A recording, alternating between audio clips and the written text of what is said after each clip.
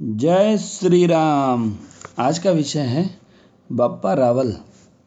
वीरभूमि मेवाड़ का नाम लेते ही मन मस्तिष्क के सामने त्याग, बलिदान, पौरुष, पराक्रम और स्वातंत्र्य गौरव की विस्मयकारी इतिहास प्रत्यक्ष हो उठता है। उस मेवाड़ की आधारशिला रखने वाले महापुरुष को लोग बाप्पा रावल के नाम से जानते हैं, जो गोहिल वंश के संस्थापक गुहादित्य यानी गोहिल की 8वीं पीढ़ी में पैदा हुए थे। इनके पिता का नाम महेंद्र था। बाप्पा रावल का असली नाम कालभोज था। इनके जन्म की कहानी कुछ ऐसी है। वल्लभीपुर का राजा शिलादित्य विदेशी आक्रमणकारियों से युद्ध करते समय मारा गया। इनकी रानी पुष्पावती को पितृगृह से लौटते समय रास्ते में अपने पति के निधन की सूचना मिली। अपनी सुरक्षा हेतु एक गुफा में रहकर एक पुत्र को जन्म दिया। गुफा के पास निवास करने वाले वीरनगर के ब्राह्मण दंपति कमलावती को अपना पुत्र सौंप लालन पालन की जिम्मेदारी दे सती धर्म का पालन किया। बालक कालभोज बड़ा होने पर ईडर राज्य के भील शासक के पुत्रों के साथ जंगल में गाय चराने लगा। उन गायों में से एक गाय के थनों में प्रतिदिन शाम को दूध नहीं निकलता था। तब गाय के स्वामी को दूध चोरी से दुहे जाने का संदेह हुआ।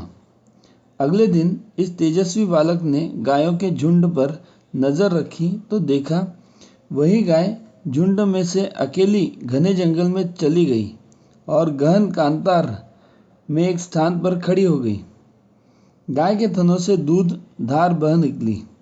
छिपकर सारा दृश्य देखने से दूध की चोरी का रहस्य पता चल गया।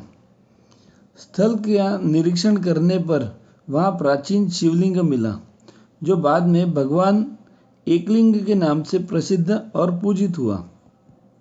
उस कामधेनु नस्ल की गाय के दूध में कुछ जड़ी बूटियों के साथ सिद्ध की गई तलवार जिससे मोटा लोह स्तंभ भी कदली की तरह काटा जा सके और वह खप्पर जिसमें विष मिश्रित पदार्थ से विष सोखने की क्षमता उत्पन्न हो जाती थी, प्राप्त कर उस ब्राह्मण ने दोनों कालभोज बाप्पा रावल को दे दिए, जिसे उन्होंने आजीवन अपने साथ रखा। बाप्पा रावल ने तत्कालीन मेवाड़ के वृद्ध राजा मानसिंह मौर्य के सामंत बन अरब सेना के आक्रमण को चित्तौड़ से विफल कर दिया। पश्चात राजा मानसिंह ने राजसत्ता बाप्पा रावल को सौंप दी। एक लिंग की पूजा करने वाले हारित ऋषि जब स्वर्ग जाने लगे, तब बाप्पा रावल को पास बुला अमर करने के लिए एक पान दिया, जो मुंह में न जाकर पैरों पर गिरा।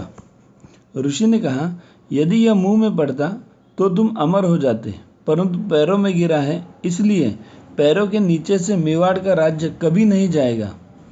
बाप्पा रावल ने मेवाड़ राज्य को व्यवस्थित कर इस्लाम आक्रमणकारियों को लगातार परास्त करते हुए अफगानिस्तान, तुर्किस्तान, काफिरिस्तान, अफगानिस्तान और चित्राल के बीच का दुर्गम प्रदेश तथा मध्य एशिया को मुक्त कर वहां से ईरान, बलोचिस्तान व सिंध पर आधिपत्य कर भगवा हिंदू पताका फहरा दी। इस्लाम के प्रवर्तक मोहम्मद साहब के दौहित्र हसन और हुसैन को उसने परिवारजनों के साथ करबला के मैदान में निर्दयतापूर्वक तलवार द्वारा मौत के घाट उतारने वाले यजीद को बाप्पा रावल ने ही पराभूत कर सीमाओं से बाहर खदेड़ा था। जिन सैनिकों ने उन्हें खदेड़ा, उनकी संतानें आगे चलकर हुसैनी ब्राह्मण कहलाई। दाहिर सेन की दूसरी पत्नी, जो 5 वर्ष के बेटे को लेकर आई थी, उन्हें शरण और संरक्षण दिया। चंद्रगुप्त मौर्य ने जैसे यूनानी सेल्यूकस की कन्या से विवाह किया था, उसी प्रकार बाप्पा रावल ने गजनी के सुल्तान सलीम को हरा उसकी पुत्री से विवाह किया। बापा रावल ने अनेक म्लेच्छ पुत्रियों से विवाह किया, जिससे 130 पुत्र पैदा हुए, जो नौशेरा पठान कहलाए। राजकुल की हिंदू रानियों से 98 संतानें पैदा हुई, परंतु पटरानी नागदा की सोलंकी राजकुमारी ही थी जिसने बचपन में खेल खेल में झूलनोत्सव के समय आम्र वृक्ष से विवाह रचाया था। उसी का पुत्र खुम्माण हुआ। बापा रावल की वीरता के प्रभाव से आने वाले 300 वर्षों तक इस इलाके में शांति बनी रही। कर्नल डॉट और मुणहोत नैन्सी ने लिखा है कि बापा रावल ने बाद में हिंदुआ, सूरज, राजगुरु और चक्रवर्ती उपाधियां भी धारण की। सन 753 में बापा रावल ने अपने पुत्र खुम्माण को राज्य दे राखी साधु के रूप में तपस्या करने कश्मीर की ओर चले गए। वहीं पर उनका निधन हो गया। वहां आज भी समाधि बनी हुई है जिसे बापा रावल के नाम से ही जाना जाता है। भारत माता की जय।